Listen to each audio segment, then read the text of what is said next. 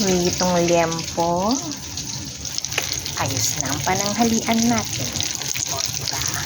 So, tayo ulit para may kapartner naman ang ating torta. Ayan, liempo pala, liempo. For today. So, yan ang ating gulay.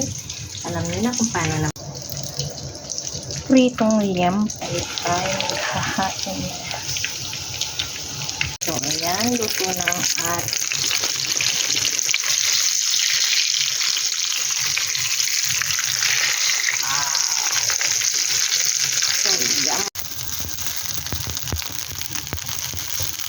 Hi guys, kain tayo ng halian at mag-asawa.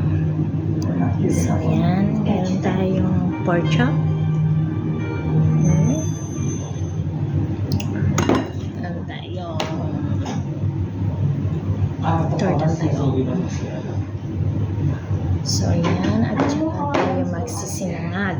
Ayan, isinangag tayo. So yan, kain tayo. Tara, let's eat na. Bantayan niyo ako, ha? Habang nanonood tayo ng drama. Ayan, drama sa hapon. Yan ang libangan ko dito. So yan, kain muna tayo.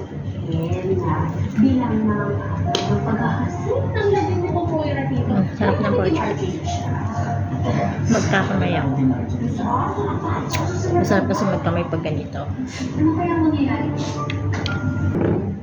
Siyempre, hindi mawawala yung coffee ko. Kahit tanghali na, is 1 o'clock in the afternoon.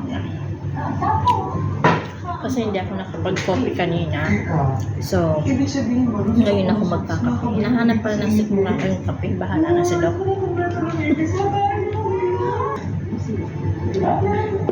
Ang sarap. Iba talaga yung coffee. Kesa sa tea. Nag-tea kasi ako kanina. Actually, nagtimpla na ako ng chai. Kaso ayaw ko. Mas gusto ko talaga yung coffee.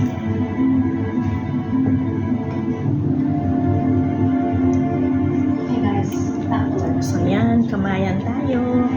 Sarap magkamay pag kumakain.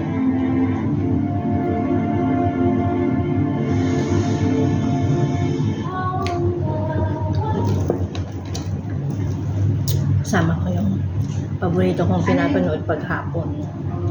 Kasi pag dumating na sa musical, wala na. Chess na naman panonoodin ko. Kundi chess, basketball, tawag dito, gitara, ganun ang papanoorin.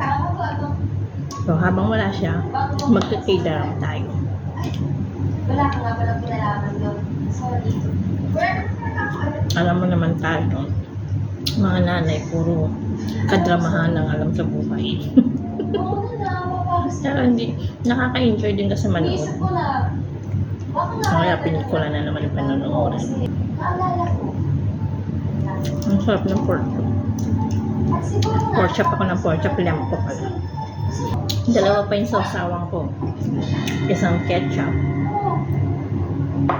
Tsaka isang suka. Suka na maanghang. Malapit na siguro matapos itong pinapanood ko. Kaya ano, maganda na eh. Nabo ko na si Moira. Si Moirang Hudas. Tataos na naman si Moira. Sige guys, maganda yung pinapanood ko. Mamaya na lang tayo, ha. Bye! Thank you for watching. Mamaya kwentuhan tayo ulit.